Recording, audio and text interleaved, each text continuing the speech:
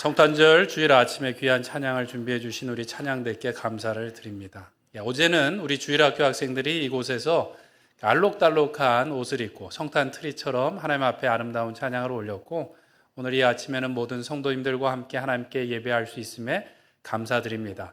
하나님께서 우리를 위하여 예수님을 보내주신 날을 우리가 감사하며 예배하는데요, 사실 우리가 다 알지 못하지만 말할 수 없는 기적을 우리가 경험하게 된 날입니다. 유대인들도 하나님께서 구원해 주실 것을 바라고 있었지만 하나님이신 분이 친히 오셔서 구원을 이루실 줄은 생각 못했어요. 그래서 예수님께서 제자들에게 사람들이 나를 누구라고 하느냐 그럴 때 엘리야라고 하기도 하고 세례 요한이 살아났다고 하기도 하고 아니면 그런 선지자 중에 하나라고 합니다라고 대답했던 것이죠. 설마 하나님께서 우리 몸을 입고 오시리라고는 상상할 수 없었던 일이 일어난 것이죠. 예수 그리스도의 성육신을 통하여 우리가 그 기적의 선물을 받은 줄 믿습니다. 교회가 지금까지 오면서 예수님의 신성, 예수님의 높으심을 강조하다 보니까 부활절을 더 강조했는데, 진짜 구원의 놀라운 기적의 시작은 어디인가? 성육신 사건입니다. 나와 똑같은, 나와 이렇게 연약하고 부족한 나와 똑같은 몸을 입고 나와 함께 해주셨다라는 것이죠. 그래서 초대교회 성도들 중에 로마의 박해 가운데 심한 고문과 순교를 당하면서 예수 그리스도를 바라봤는데, 그들이 예수님을 불렀던 호칭이 무엇인가? 우리 가운데 오신 우리 하나님이란 명칭이었습니다. 우리 하나님이었어요. 예수 그리스도가 아니라 우리한테 오신 내 하나님이라고 부르면서 당당히 그 순교의 길을 갈 수 있었다라는 것이죠. 나와 함께 하시니까, 나와 동일하게 여기 계시니까 두렵지 않다라는 마음으로 갈 수 있었다라는 것이죠. 그 기적이 얼마나 큰지 우리가 사실 다 상상하지 못해요. 만약에 우리 집에 문제가 생겼어요. 아무도 해결할 능력이 없어요. 그런데 갑자기 대통령이 그 소식을 듣고 저희 집을 방문해서 제 이야기를 듣고 해결을 해줬다고 생각해 보십시오. 얼마나 고맙고 놀랐겠습니까? 아마 자자손손 그 사진을 찍어서 대통령이 우리 집에 왔었다고, 이 문제를 해결했다고 아마 자랑거리가 될 거예요. 세상에 있는 대통령보다 가장 좋은 대통령이라고 아마 저는 자랑을 할 것이고, 대통령이 저희 집에 왔다는 사실을 동네 사람들이 다 보았죠. 그것만으로도 아마 어깨에 힘이 쭉 들어가겠죠. 대통령이 우리 집에 왔었다. 그것과는 비교할 수 없는 높으신 하나님께서 우리에게 오사 구원을 이루신 사건이 바로 성육신입니다. 그것을 강조하기 위해서 오늘 본문에도 보면 예수님의 탄생의 이야기에 누가 먼저 등장하는가? 로마의 황제 아우구스투스가 명령을 내리는 것으로 시작합니다. 가이사 아우구스도가 영을 내려 다 호적하라고 명령을 했다라는 거예요. 이 아구스도라는 말은 아우구스투스라는 말로 최고의 통치자, 황제라는 사실은 그 명칭입니다. 이 사람은 옥타비아누스로 율리우스 카이사르의 양자였어요. 카이사르가 죽고 나서 그의 상속자가 되고 최초로 이제 황제의 자리에 오르게 되는 것이죠. 근데 이 황제의 칭호에는 앞에 또 다른 명칭이 들어갑니다. 폰티펙스 맥시무스라고 대제사장이라는 명칭이 들어가요. 왜 그랬는가? 카이사르가 죽었을 때 이 옥타비아누스가 밤에 별을 봤는데 하늘로 올라가는 별을 봤다는 거예요. 카이사르가 죽어서 하늘로 올라가 신이 되었다라고 선포를 합니다. 카이사르가 신이 되면 그의 아들이었던 이 옥타비아누스는 뭐가 될까요? 신의 아들이 되는 것이죠. 그리고 그 신을 섬기는 제사장이 됩니다. 왕이면서 제사장이니까 종교적인 지도자, 정치적인 지도자로 막강한 권력을 누리게 되는 거예요. 이 로마에만 있었던 것이 아니라 이집트나 바벨론이나 옛날에는 이 왕들을 신격화해서 어떻게 해요? 통치하는 데 이용하는 것이죠. 가까운 나라, 가까운 우리 북한에서도 그렇게 하지 않습니까? 신격화해서 그리고 통치를 하는 거예요. 자칭 신의 아들이라는 이 아우구스도가 명을 내려서 호적을 하라고 한 것입니다. 그 명령에 따라서 만왕의 왕이신 예수님께서도 호적하러 이 베들레헴에 가셨다라는 게 이제 오늘 이야기예요. 사실은 이게 앞뒤가 맞지 않습니다. 로마의 황제라고 해도 만왕의 왕이신 하나님의 아들이신 예수님께 명령을 하고 호족하러 가셨다라는 거예요. 뭔가 앞뒤가 맞지 않는 이 모순된 이야기가 사실은 예언된 말씀을 이루시기 위함이다라고 성경은 이야기하고 있고요.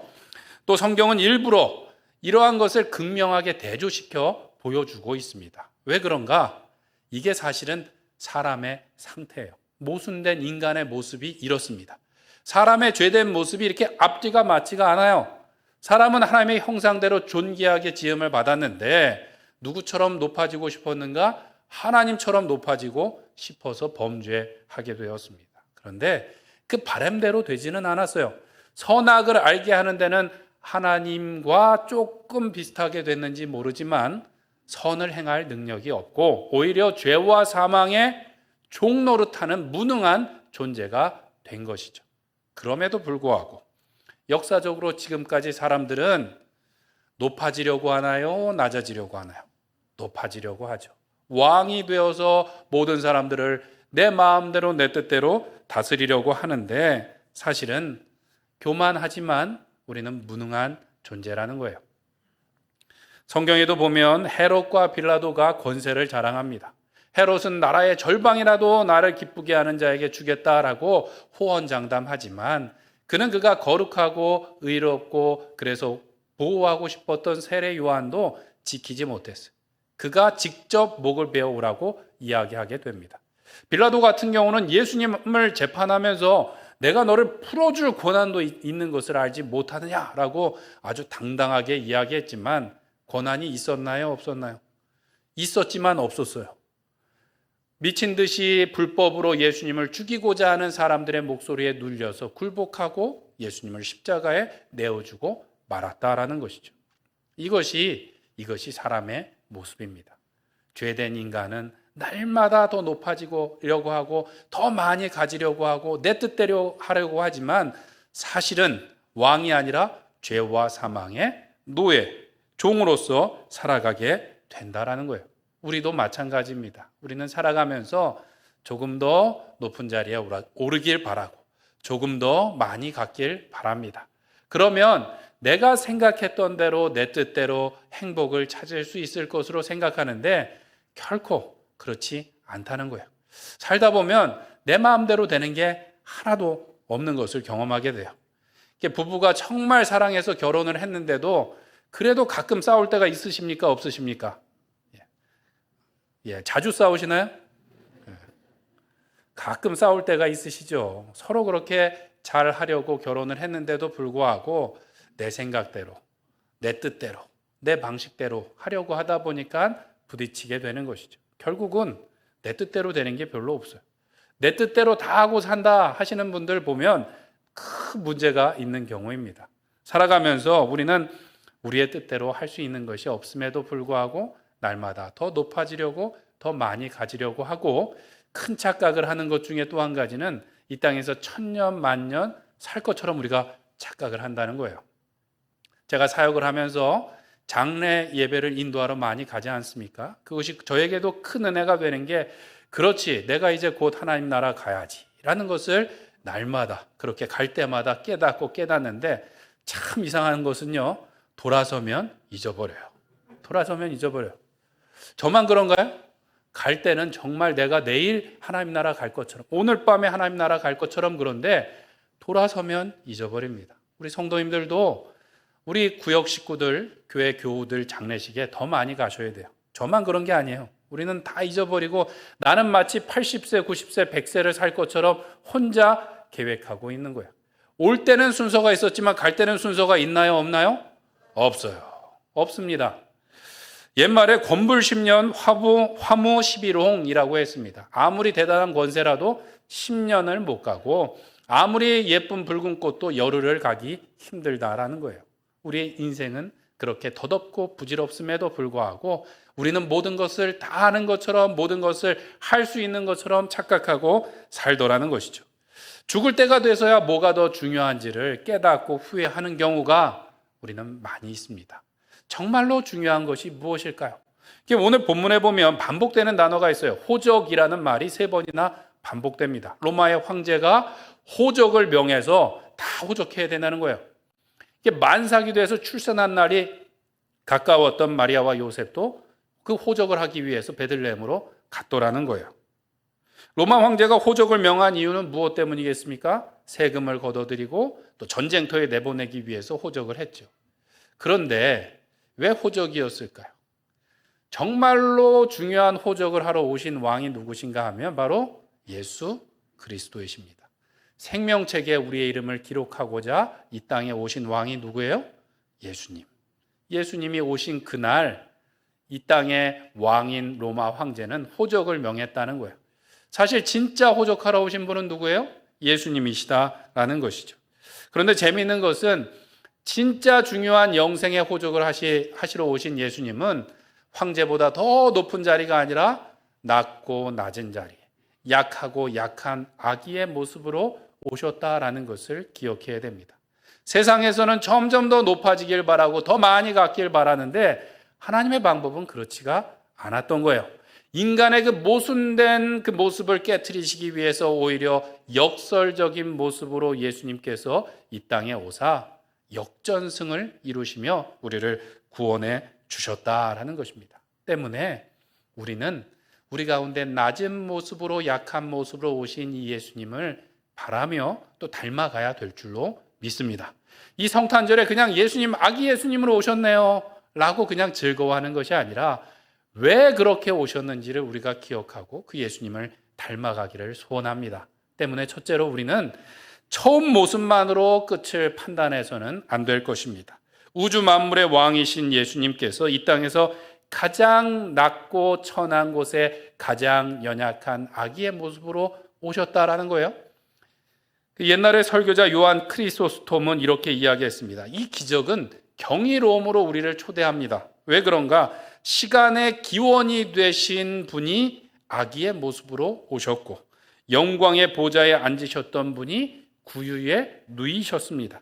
만져지실 수 없는 분인데 너무나 단순한 모습으로 오사 사람들에게 붙들린 바가 되었다라는 거예요. 이게 기적이고 경이로움인데 그러나 주님은 그 순간에도 말없이 강력하게 선포하고 계십니다. 모욕이 명예로 바뀌며 치욕이 영광으로 변하며 육신의 굴욕이 하나님의 선하심으로 드러날 것이라고 이 탄생 사건을 통해서 외치고 계십니다라고 말했습니다. 왜 낮은 곳으로 오셨는가? 왜 약한 모습으로 오셨는가? 하나님의 능력이 그곳에 있다고 우리 가운데 외치고 계시다라는 것이죠. 이 땅에 오실 때 예수님의 모습은 가장 낮은 곳에 약한 모습으로 오셨지만 예수님의 마지막은 그렇지가 않습니다. 빌립보서 2장 8절에 보면 사람의 모양으로 나타나사 자기를 낮추시고 사람의 모양으로 자기를 낮추시고 죽기까지 복종하사 십자가를 지신 예수님은 어떻게 되셨는가? 하나님이 그를 지극히 높여 모든 이름 위에 뛰어난 이름을 주셨다라고 말씀하고 있습니다. 그리고 하늘과 땅 위와 땅 아래에 있는 모든 무릎으로 그 앞에 꿇게 하시고 모든 입으로 예수 그리스도를 주라 시인하게 하셨다라고 말씀하고 있습니다. 때문에 계시록에도 보면 어린 양 예수님께서 나중에 심판주로 오실 때 큰 음성으로 이르되 죽임을 당하신 어린 양은 예수님은 능력과 부와 지혜와 힘과 존귀와 영광과 찬송을 받으시기에 어떠하다? 합당하다라고 찬송하고 찬송할 것이다 라는 것이죠. 예수님의 처음 모습은 너무나 힘없고 연약했지만 그분은 어떤 분이신가? 하나님 보좌 우편에 앉아 계시사 능력과 부와 지혜와 힘과 존귀와 영광이 넘치도록 그것을 받으시는 분이시다라고 말씀하고 있습니다. 그분이 우리의 누가 되시나요? 우리의 구주, 우리의 하나님 되시는 줄 믿습니다. 그 하나님께서 우리와 똑같은 몸으로 입고 오셨어요. 왜요? 우리가 그냥 이렇게 말씀을 들려주면 잘 모르니까 우리 눈에 보이도록 오셨고요. 우리가 잘 믿지 못하니까 우리가 만질 수 있도록 오셨고 우리의 연약한 몸과 똑같은 것을 입고 우리를 이끌어 주시기 위해 이 땅에 오셨는 줄로 믿습니다. 우리의 지금 모습은 연약하고 가난하고 낮고 보잘것없어도 우리가 실망해서는 안 될 줄 믿습니다. 우리가 주님과 함께하면 주님께서 우리를 높여주시사 하나님의 놀라운 자녀로 또한 제사장으로 삼아주시고 주님과 함께 왕노릇 할 줄로 믿습니다. 때문에 사도 바울은 이 땅에서 우리의 약하고 가난하고 연약한 것이 전혀 부끄러움이 아니고 뭐라고 이야기했는가? 자랑이다 라고 말했어요. 사도 바울은 여러 번 나의 약한 것을 자랑한다 라고 말했는데요. 고린도후서 12장 10절에 보면 그러므로 내가 그리스도를 위하여 약한 것들과 능력과 궁핍과 박해와 공고를 기뻐하노니 이는 내가 약한 그때에 강함이라 라고 선언합니다. 그냥 약한 것을 자랑하는 것이 아니라 능력과 궁핍과 박해와 공고를 기뻐한대요. 왜냐하면 그 약한 데서 그리스도의 능력이 온전해지며 그 약한 데서 우리가 강하여진다라고 말씀하고 있습니다. 주님께서 우리를 나중에 부활의 영광으로 인도하실 때 계시록에 보면 택한 자들을 제사장 삼으시고 주님과 함께 왕노릇 할 것이다 라고 약속해 주셨는 줄로 믿습니다. 비록 이 땅에서 우리가 가진 것이 많지 않고 또 낮은 것 같고 약한 것 같고 또 부족한 것 같지만 이것이 우리가 실망하고 불평할 거리가 아니라 예수님을 닮아갈 우리의 모습인 줄 믿습니다. 바라기는 더 높아지고자 애를 쓰거나 더 많이 갖고자 애를 쓰기보다는 우리와 같이 낮아주신 그 예수님을 더 많이 우리의 마음에 모시기를 소망하고 또 애쓰시는 우리 성도님들 되시길 간절히 소원합니다. 우리의 모순된 상황을 바꾸시고자 예수님께서는 가장 낮은 곳으로 오셨습니다. 이 땅에서 가짜 왕이 돼서 명령할 것을 우리가 소망할 것이 아니라 천국에서 하나님과 예수 그리스도와 함께 하나님을 섬기며 찬양하는 그 왕노릇하며 주님을 섬길 그날을 소망함으로 천국 소망으로 기쁨으로 가득하신 이 성탄절 되시길 간절히 축원드립니다. 때문에 두 번째로 우리는 예수님처럼 낮아지기를 즐거워해야 될 것입니다. 하나님의 아들이신 예수님께서 죄인의 모습으로 이 땅에 오셨는데 우리가 읽은 본문에서는 그것을 강조하기 위해서 점강법이라는 그 문학적인 표현을 쓰고 있어요. 점점 강조하는데 어떻게 강조하는가? 점점 더 낮아짐으로 강조하고 있습니다. 우리가 읽은 말씀에 보면 5명의 인물이 나옵니다. 그런데 점점 더 낮은 위치의 사람으로 이야기해요. 처음에는 로마의 황제 아우구스투스가 나오고 그 다음에는 수리아의 총독 구레뇨가 나오고 그 다음에는 베들레헴의 시골 청년 요셉이 나오고 그 다음에는 남자보다 인권이 없었던 천대받았던 여인 마리아가 나오고 그리고 고대에는 온전한 인간으로 아직 취급받지 못했던 아기 예수님이 등장합니다. 성경에서는 일부러 더 강조하기 위해서 가장 낮은 곳으로 내려갔어요. 인물들만 그런 것이 아니라 장소도 그랬죠. 황제가 있는 왕궁에서, 총독이 거하는 관저에서, 그 다음에 갈릴리 베들레헴 산골 동네에서 마국간으로, 그리고 마국간에서 어디로요? 말구유로, 더 낮고 낮은 곳으로 내려가는 것을 보게 됩니다. 왜 그랬는가? 예수님께서는 자신의 부유함을 포기하고 가난해짐으로 우리를 구원해 주시기 위해서, 자신의 가난을 통하여 우리를 부유케 하시기 위해서 그렇게 하셨다라고 성경은 말씀하고 있습니다. 고린도후서 8장 9절에 보면 우리 주 예수 그리스도의 은혜를 너희가 알거니와 부유하신 이로써 너희를 위하여 어떻게 되셨다고요? 가난하게 되시면 그 가난하심으로 말미암아 너희를 부유하게 하심이라 라고 말씀하고 있습니다. 예수님께서는 더 낮아짐으로 우리를 높여주셨고 예수님께서는 가난해짐으로 우리를 부유한 하나님의 자녀가 되게 해주셨다라고 말씀하고 있어요. 그래서 성경에는 이러한 대조가 여기뿐만 아니라 많은 곳에 나옵니다. 누가복음에서는 예수님의 탄생 때 보니까 뭐라고 말씀하는가 하면 가난한 목수의 아들로 황제와 비교하고 로마 그 총독과 비교하고 그 다음에 남자와 여자와 그보다 못한 아기로 태어나셨다라고 말하는데 요한복음에서는 이 복음의 시작을 다르게 표현하고 있습니다. 요한복음 1장 12절에 보면 영접하는 자 곧 그 이름을 믿는 자들에게는 하나님의 자녀가 되는 권세를 주셨다라고 말씀하고 있어요. 이 요한복음의 시작 1장 12절에서 이야기하고 있는 거예요. 예수님께서는 가난한 목수의 아들로 이 땅에 연약한 아기로 오셨지만 우리에게 무엇을 주시기 위해서요? 하나님의 자녀가 되는 권세를 주시기 위해서 오신 줄 믿습니다. 뿐만 아니라 우리 7절에 보면 예수님께서는 머물 곳이 없어 첫 아들인데 강보에 싸서 구유에 누였으니 이는 어디가 없어서요? 여관이 없어서 강보에 쌓여서 구유에 누였다라는 거예요. 첫 아들인데, 첫 아기를 아무리 형편이 안 좋아도 마구간에서 말 밥통에다가 누일 부모는 없을 겁니다. 그런데도 불구하고 예수님께서는 그 낮은 곳으로 오시기를 기뻐하셨어요. 왜 그런가? 요한복음 14장 2절에 보면 내 아버지 집에 거할 것이 많도다. 그렇지 아니하면 너희에게 일렀으리라. 내가 너희를 위하여 거처를 예비하러 가노라 라고 말씀하고 있습니다. 이 땅에 오셔서 누이실 곳도 없고 머리 둘 곳도 없는 예수님이셨지만 우리에게 무엇을 주셨나요? 영원한 아버지의 집을 선물로 주신 줄 믿습니다. 자신의 부유함을 가난함으로 만들고 우리에게 놀라운 은혜와 선물을 주신 그 예수님을 우리가 무한 영광 돌리고 무한 찬양을 올려드리기를 소원합니다. 뿐만 아니라 낮은 곳으로 임하신 그 예수님을 우리가 따라가야 될 줄 믿습니다. 그것은 선택사항이 아니라 그럴 수밖에 없는 거예요. 왜냐? 예수님께서 교회의 머리가 되시니 교회는 머리를 따라가야 될까요? 안 될까요? 머리를 따라가야죠. 예수님께서 낮은 곳으로 임하실 때 몸된 우리 교회도 지체된 성도들은 당연히 낮은 곳으로 가야 될 줄로 믿습니다.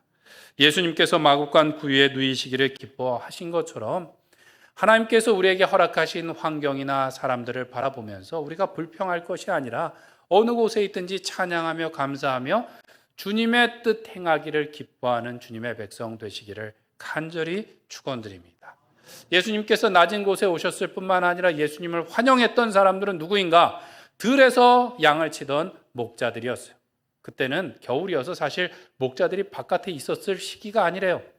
또 목자들은 그렇게 대단하게 중요한 사람들이 아니었습니다. 옛날에는 도적질하고 거짓말하고 아주 불황자와 같은 취급을 받았던 사람들이 누구인가? 이 목자들이었어요. 또 예수님께 경배했던 사람들은 누구인가? 이방의 박사들이었어요. 굉장히 높은 것 같지만 유대인들은 이방인들을 사람 취급하지 않았어요. 그런데 이방인들이 와서 그 앞에 경배하고 예배하고 그 옆에 또 누가 있었을까요? 아마 양과 염소와 이런 가축들이 예수님 곁에서 예수님을 맞이했을 것입니다. 그러나 예수님은 그들의 찬양과 경배를 기뻐 받으시며 하나님의 뜻을 이루시기를 기뻐하신 줄 믿습니다.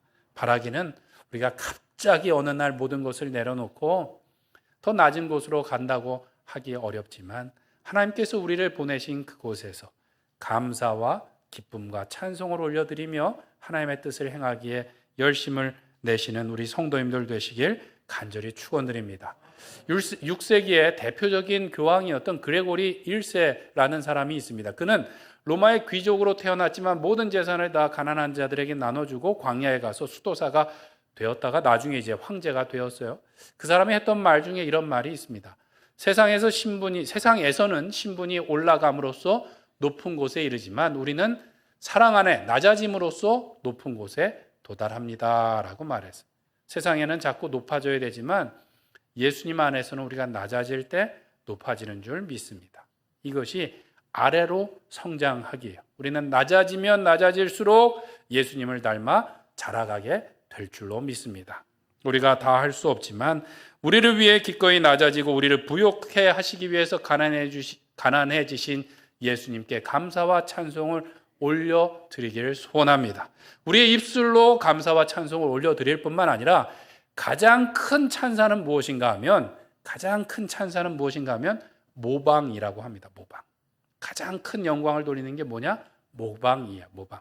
우리가 예수 그리스도를 닮아갈 때 하나님께서 가장 큰 영광을 받아 주실 줄 믿습니다. 아무쪼록 이 성탄절을 맞이하여 우리 가운데 조금 더 예수님을 닮아 낮아지고 한 번 더 예수님을 닮아 섬기고 사랑할 수 있는 우리 로뎀교회 모든 성도님들 되시길 간절히 축원드립니다. 그래서 우리에게 오신 놀라운 기적의 선물이신 예수님을 닮아 우리도 하나님의 자랑스러운 아들과 딸들로서 살아가며 그 기쁜 소식을 세상 가운데 전하시는 우리 모든 성도님들 되시길 간절히 축원드립니다. 우리 이 시간 함께